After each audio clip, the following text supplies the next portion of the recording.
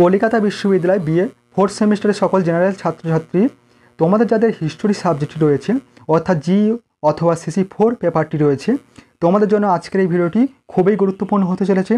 কারণ আজকের এই ভিডিওটিতে তোমাদের জন্য বাছাই করা খুবই গুরুত্বপূর্ণ 3টি 5 নম্বরের বড় প্রশ্নের উত্তর নিয়ে আলোচনা করব। প্রশ্ন 3টি হচ্ছে, দেখো, প্রথম প্রশ্ন রয়েছে নব্যবঙ্গের ওপর সংক্ষিপ্ত টিকা লেখো, খুবই গুরুত্বপূর্ণ একটি প্রশ্ন। এবং দ্বিতীয় প্রশ্ন রয়েছে 1946 সালের নৌবিদ্রোহের সম্পর্কে সংক্ষেপে টিকা লেখো, মোস্ট ইম্পর্টেন্ট একটি প্রশ্ন। এবং তৃতীয় প্রশ্ন রয়েছে ভারতের সংবিধানের বৈশিষ্ট্যগুলি আলোচনা করো, খুবই গুরুত্বপূর্ণ একটি প্রশ্ন। এই প্রশ্ন 3টি তোমাদের এবছর পরীক্ষা আসার সম্ভাবনা খুবই রয়েছে, তাই তোমরা অবশ্যই প্রশ্ন 3টির উত্তর খাতায় নোট ডাউন করে নিও এবং ভিডিওটি অবশ্যই তোমাদের বন্ধুদের কাছে শেয়ার করে দিও। এবং তোমরা যারা আমার এই চ্যানেলে নতুন আছো, অবশ্যই তোমরা চ্যানেলটি সাবস্ক্রাইব করে রেখো এই ধরনের গুরুত্বপূর্ণ ভিডিও আরও পাওয়ার জন্য। পূর্বে আমি তোমাদের এই সাবজেক্টের উপর থেকে অনেকগুলি বড় প্রশ্ন এবং তোমাদের প্রিভিয়াস ইয়ার SCQ প্রশ্নের উত্তর নিয়ে আলোচনা করেছি। তোমরা যারা সেই ভিডিওগুলি এখনও পর্যন্ত দেখোনি, তোমরা অবশ্যই চ্যানেলে গিয়ে সেই ভিডিওগুলি দেখে নিও, অবশ্যই তোমরা উপকৃত হবে। চলো তোমরা প্রশ্ন 3টির উত্তর দেখে নাও। দেখো, তোমরা প্রশ্নের উত্তরগুলি দেখে নাও। প্রথম প্রশ্ন ছিল তোমাদের নব্যবঙ্গের ওপর সংক্ষিপ্ত টিকা লেখো, মোস্ট ইম্পর্টেন্ট একটি প্রশ্ন, তোমাদের 5 নম্বরের প্রশ্ন এটি। তোমাদের এবছর পরীক্ষা আসার সম্ভাবনা খুবই রয়েছে, তোমরা উত্তরটি দেখে নাও। প্রথম পয়েন্ট হচ্ছে সূচনা। বলা হয়েছে ইয়ং বেঙ্গল বা নব্যবঙ্গ আন্দোলনের সূচনা ঘটেছিল হেনরি ভিভিয়ান ডিরোজিওর মাধ্যমে। তিনি 1809 খ্রিস্টাব্দে কলকাতায় জন্মগ্রহণ করেন। অল্প বয়সে তিনি কবি, যুক্তিবাদী ও স্বাধীন চিন্তার দিশারি হিসেবে প্রতিষ্ঠা লাভ করেন। তিনি ফরাসি বিপ্লব এবং ইংল্যান্ডের প্রগতিশীল চিন্তাধারার প্রভাবিত হয়েছিলেন। ডিরোজিও 1826 খ্রিস্টাব্দে হিন্দু কলেজে শিক্ষক হিসেবে যোগ দেন এবং ছাত্রদের মধ্যে ব্যাপক জনপ্রিয় হয়ে ওঠেন। তিনি ছাত্রদের মধ্যে যুক্তিবাদ ও স্বাধীন চিন্তার প্রসার ঘটান। পরবর্তী পয়েন্টে বলা হয়েছে ডিরোজিওর কার্যাবলী। ডিরোজিওর কার্যাবলীর মাধ্যমে নব্যবঙ্গ আন্দোলনের বিস্তার ঘটে। তিনি 1826 খ্রিস্টাব্দে একাডেমিক অ্যাসোসিয়েশন গঠন করেন। সেখানে ঈশ্বরের অস্তিত্ব, পৌত্তলিকতা, পুরোহিততন্ত্র প্রভৃতি বিষয়ে আলোচনা হতো। তিনি পার্থেনন পত্রিকায় ফরাসি বিপ্লব এবং আমেরিকার স্বাধীনতা যুদ্ধকে সমর্থন জানান। এছাড়া ডিরোজিও স্ত্রী শিক্ষার বিস্তারের পক্ষে অস্পৃশ্যতার বিরোধিতায় বিভিন্ন ধরনের প্রচার ও কর্মসূচি চালিয়ে যায়। ডিরোজিও এক যুক্তিবাদী ছাত্র সমাজ গঠন করেন। ডিরোজিওর ছাত্রদের মধ্যে উল্লেখযোগ্য ছিলেন রামগোপাল ঘোষ, দক্ষিণারঞ্জন মুখোপাধ্যায়, রামতনু লাহিড়ী, রাধানাথ সিকদার প্রমুখ। এরা নব্যবঙ্গ গোষ্ঠী নামে পরিচিত। ডিরোজিওর মৃত্যুর পর নব্যবঙ্গ গোষ্ঠীর মাধ্যমে বাংলার সমাজ ও ধর্মীয় জীবনের নতুন চিন্তাধারার বহিঃপ্রকাশ দেখা যায়। পরবর্তী পয়েন্টে বলা হয়েছে নব্যবঙ্গ গোষ্ঠীর কার্যাবলী। নব্যবঙ্গ সম্প্রদায় ডিরোজিওর চিন্তাধারাকে এগিয়ে নিয়ে যাওয়ার ক্ষেত্রে বিভিন্ন নীতি গ্রহণ করেছিল। রসিক কৃষ্ণ মল্লিক চিরস্থায়ী বন্দোবস্তের সমালোচনা করেন এবং সমাজে পুলিশের দুর্নীতির বিরুদ্ধে সরব হন। দক্ষিণারঞ্জন মুখোপাধ্যায় ইংরেজদের বিচার ব্যবস্থা ও পুলিশের বিভাগের কাজের সমালোচনা করেন। কৃষ্ণমদন বন্দ্যোপাধ্যায় এনকোয়ারার পত্রিকার হিন্দু ধর্মের গোড়ামির বিরুদ্ধে প্রচার চালান। ইয়ং বেঙ্গলের সদস্যরা সতীদাহ প্রথা রোয়াদ, বিধবা বিবাহ সমর্থন এবং স্ত্রী শিক্ষার বিস্তারের পক্ষে মতামত দেন। অন্যদিকে এই গোষ্ঠী ইংরেজি ভাষায় স্বীকৃতি, বাক স্বাধীনতা ও সংবাদপত্রের স্বাধীনতার দাবি জানায়। পরবর্তী বলা হয়েছে নববঙ্গ আন্দোলনের নেতৃবর্গ হিন্দু ধর্মকে যুক্তিবাদের আলোকে বিচার করার কাজ শুরু করেছিলেন। তারা সমাজের অর্থহীন কুপ্রথাগুলির বিরোধিতা করেন, এমনকি গঙ্গাজলের পবিত্রতা সম্পর্কে সন্দেহ প্রকাশ, ব্রাহ্মণদের উপবৃত ধারণাকে উপহাস এবং প্রকাশ্যে গোমাংস ভক্ষণ প্রভৃতি ঘটনায় ইয়ং বেঙ্গলের গোষ্ঠীর মাধ্যমে দেখা যায়। ফলে যুব সম্প্রদায়ের মধ্যে হিন্দু ধর্মের প্রতি বিদ্বেষ বৃদ্ধি পায় এবং বহু নববঙ্গ আন্দোলনের কর্মী ব্রাহ্ম সমাজে যোগ দেন। আবার অনেকে খ্রিস্টান ধর্ম গ্রহণ করেন। অবশ্য নববঙ্গ গোষ্ঠীর এই সামাজিক ও ধর্মীয় সংস্কার আন্দোলন শেষ পর্যন্ত সফল হয়নি। 19বিংশ শতকের 4 দশকের নববঙ্গ আন্দোলনের অবসান ঘটে।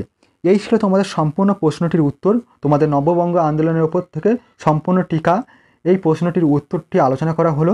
তোমরা অবশ্যই কিন্তু এই প্রশ্নের উত্তরটি খাতায় নোট ডাউন করে নিও এবং ভালোভাবে প্র্যাকটিস করো। অবশ্যই তোমরা এই প্রশ্নটি তোমাদের পরীক্ষার খাতায় কমন পাবে। পরবর্তী প্রশ্ন দেখো, খুবই গুরুত্বপূর্ণ একটি প্রশ্ন। 1946 সালের নৌবিদ্রোহ সম্পর্কে সংক্ষেপে টিকা লেখো, মোস্ট ইম্পর্টেন্ট একটি প্রশ্ন। উত্তরটি দেখে নাও। উত্তরে প্রথম পয়েন্ট বলা হয়েছে সূচনা। ভারত ছাড়ো আন্দোলনের সময় থেকে সারা ভারত সংগ্রামমুখী হয়ে পড়েছিল। আজাদ হিন্দ বাহিনীর সংগ্রাম ভারতের সেনাবাহিনীর মনে বিপ্লবের প্রেরণা দেয়। নৌবিদ্রোহ হলো এর অন্যতম ফলশ্রুতি। এই বিদ্রোহের কারণগুলি দেখো। প্রথমত বলা হয়েছে 1946 খ্রিস্টাব্দের নৌবিদ্রোহের পিছনে কতগুলি কারণ ছিল। আজাদ হিন্দ বাহিনীর আত্মদানের প্রভাব তাদের উপরে পড়েছিল। এছাড়া নৌবাহিনীর চাকরির ক্ষেত্রেও বৈষম্য ছিল। ভারতীয় নৌসেনারা শ্বেতাঙ্গ নৌসেনাদের মতো সুযোগ সুবিধা বেতন কোনোটাই পেত না। ওই বৈষম্যমূলক আচরণ তাদের মনে ক্ষোভ সৃষ্টি করেছিল। পরবর্তী পয়েন্ট রয়েছে বিদ্রোহের বিস্তার। কিভাবে এই বিদ্রোহের বিস্তার ঘটেছিল? 1946 সালে 18 ফেব্রুয়ারি বোম্বাইয়ের তলোয়ার নামক জাহাজে ভারতীয় নৌসেনারা খারাপ খাবার দেওয়া, শ্বেতাঙ্গ অফিসারদের অপমানজনক ব্যবহার প্রভৃতি প্রতিবাদে অনশন শুরু করে। এই বিক্ষোভ বোম্বাইয়ের অন্যত্র ছড়িয়ে পড়ে। ভারতীয় নৌসেনারা সমান বেতন, ভালো খাবার, আজাদ হিন্দ বাহিনীর মুক্তিদান প্রভৃতির দাবি জানায়। তলোয়ার জাহাজের ভারতীয় পতাকা উত্তোলন করে। ইংরেজ বাহিনী জাহাজ দুটিকে ঘিরে ফেললে ভারতীয় নৌসেনাদের সঙ্গে যুদ্ধ সংগঠিত হয়। ক্রমশ বোম্বাইয়ের নৌবিদ্রোহ দেশের অন্যান্য অঞ্চলে ছড়িয়ে পড়ে। করাচি সহ দেশের বিভিন্ন বন্দরে 78টি যুদ্ধজাহাজ বিদ্রোহ দেখা দেয়। বোম্বাই শহরের কমিউনিস্ট ও কংগ্রেস দল এই বিদ্রোহকে সমর্থন জানায়। অপরদিকে বিমান বাহিনী ও ধর্মঘট শুরু করে। দেশের বিভিন্ন অঞ্চলে কৃষক ও শ্রমিক আন্দোলন বৃদ্ধি পায়। শেষ পর্যন্ত বল্লভভাই প্যাটেল সহ অন্যান্য কংগ্রেস নেতাদের পরামর্শে নৌবিদ্রোহ বন্ধ করা হয়। পরবর্তী পয়েন্ট দেখো, নৌবিদ্রোহের গুরুত্ব। পরিশেষে কি হয়েছিল দেখো। নৌবিদ্রোহ ব্যর্থ হলেও ভারতের স্বাধীনতা আন্দোলন ইতিহাসের গুরুত্ব অস্বীকার করা যায় না। এর ফলে ব্রিটিশ সরকার বুঝতে পারে যে ভারতবর্ষকে আর নিয়ন্ত্রণে রাখা সম্ভব নয়। বস্তুত নৌবাহিনীর এই বিদ্রোহের ফলে ব্রিটিশ সরকারের মনোবল ভেঙে যায়। তাই ইংরেজ সরকার দ্রুত ভারত ছেড়ে যাওয়ার সিদ্ধান্ত নেয়। এই ছিল তোমাদের সম্পূর্ণ প্রশ্নটির উত্তর। তোমাদের নৌবিদ্রোহ সম্পর্কে টিকা। তোমাদের এবছর কিন্তু পরীক্ষা আসার সম্ভাবনা খুবই রয়েছে। তাই অবশ্যই তোমরা এই প্রশ্নপত্রগুলি ভালোভাবে প্র্যাকটিস করে যেও। পরীক্ষা যাওয়ার আগে অবশ্যই তোমরা উপকৃত হবে। পরবর্তী প্রশ্ন দেখো, খুবই গুরুত্বপূর্ণ একটি প্রশ্ন।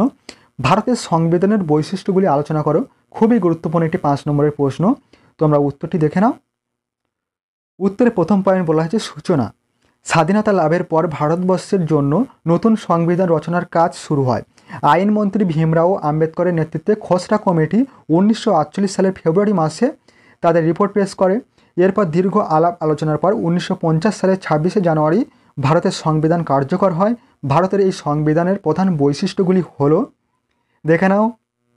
প্রথম বৈশিষ্ট্য রয়েছে প্রস্তাবনা। ভারতের সংবিধানের প্রথম গুরুত্বপূর্ণ দিক হলো এর প্রস্তাবনার অংশ। প্রস্তাবনায় ভারতকে একটি সার্বভৌম সমাজতান্ত্রিক ধর্মনিরপেক্ষ গণতান্ত্রিক প্রজাতন্ত্র হিসেবে ঘোষণা করা হয়েছে। সংবিধানে ধর্মনিরপেক্ষতা এবং গণতান্ত্রিক শাসন ব্যবস্থাকে যেমন গুরুত্ব দেওয়া হয়েছে, তেমনই আর্থ সামাজিক ক্ষেত্রেও রাজনীতি, ন্যায়নীতির প্রতিষ্ঠা এবং মত প্রকাশের স্বাধীনতাকে গুরুত্ব দেওয়া হয়েছে। দ্বিতীয় বৈশিষ্ট্য রয়েছে মৌলিক অধিকার। ভারতের সংবিধানের নাগরিকদের জন্য মৌলিক অধিকার যুক্ত করা হয়েছে। সংবিধানের 3য় অধ্যায়ের 12 থেকে 35 নম্বর ধারায় এই মৌলিক অধিকারগুলি আছে, যেমন সাম্যের অধিকার, স্বাধীনতার অধিকার, শিক্ষা ও সংস্কৃতির অধিকার প্রভৃতি। এগুলিকে ভারতীয় গণতন্ত্রের রক্ষা কবচ বলা হয়। পরবর্তীকালে 1976 খ্রিস্টাব্দে নাগরিকদের কতগুলি মৌলিক কর্তব্যের কথাও যুক্ত করা হয়েছে। পরবর্তী বৈশিষ্ট্য রয়েছে তৃতীয়, বিশালত্ব। সংবিধানের অন্যতম বৈশিষ্ট্য হলো এর বিশালত্ব। ভারতের সংবিধান হলো পৃথিবীর সবচেয়ে বড় লিখিত সংবিধান। সংবিধানের মোট 395টি ধারা এবং 22টি উপধারা এবং 8টি তফসিল ছিল। পরবর্তী সময়ে আরও বেশ কিছু ধারা উপধারা সংযোজিত হয়েছে। পরবর্তী পয়েন্টে বলা হয়েছে নির্দেশমূলক নীতি। সংবিধানের 36 থেকে 51 নম্বর ধারায় নাগরিকদের জন্য কতগুলি নির্দেশমূলক নীতির সংযোজন করা হয়েছে, যেমন কাজের অধিকার, মাদকদ্রব্য বর্জন, 14 বছর ছেলেমেয়ের বাধ্যতামূলক শিক্ষালাভ প্রভৃতি। আয়ারল্যান্ডের সংবিধানের দ্বারা প্রভাবিত হয়ে এগুলি ভারতের সংবিধানের মধ্যে রাখা হয়েছে। 5 নম্বর বৈশিষ্ট্য রয়েছে যুক্তরাষ্ট্রীয় সরকার। ভারতীয় সংবিধানের কেন্দ্র ও রাজ্য সরকারের যুক্তরাষ্ট্রীয় সরকারের কথা বলা হয়েছে। কেন্দ্রের রাষ্ট্রপতি হলে আইন, শাসন ও বিচার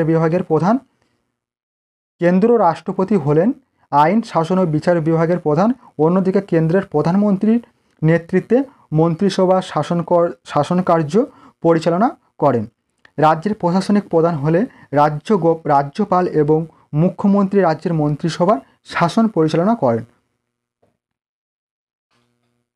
পরবর্তী পয়েন্টে বলা হচ্ছে নিরপেক্ষ বিচার ব্যবস্থা। ভারতের সংবিধানের অন্যতম বৈশিষ্ট্য হলো স্বাধীন ও নিরপেক্ষ বিচার ব্যবস্থা। রাজ্যের ক্ষেত্রে হাইকোর্ট এবং চূড়ান্ত বিচারের ক্ষেত্রে দেশে সুপ্রিম কোর্ট স্থাপন করা হয়েছে। সুপ্রিম কোর্ট হলো সংবিধানের ব্যাখ্যাকর্তা। তাছাড়াও আইন ও শাসন বিভাগের সাংবিধানিকতা বৈধতা বিচারের দায়িত্ব সুপ্রিম কোর্টকে দেওয়া হয়েছে। উপযুক্ত বিষয়গুলি ছাড়াও ভারতীয় সংবিধানে তপশিলি জাতি ও উপজাতির স্বার্থ সংরক্ষণ, স্থানীয় শাসন, আমলাতন্ত্র, নাগরিকদের ভোটাধিকার প্রভৃতি বহু বিষয় গুরুত্ব পেয়েছে। এই ছিল তোমাদের সম্পূর্ণ প্রশ্ন তিনটির উত্তর। তোমরা অবশ্যই কিন্তু এই প্রশ্ন তিনটির উত্তর খাতায় নোট ডাউন করে নিও এবং অবশ্যই ভালোভাবে প্র্যাকটিস করো। অবশ্যই তোমরা এই প্রশ্ন তিনটি তোমাদের পরীক্ষার খাতায় কমন পাবে এবং তোমরা উপকৃত হবে। ভিডিওটি আজ এই পর্যন্ত। তোমাদের সঙ্গে দেখা হবে পরবর্তী নেক্সট ভিডিওতে।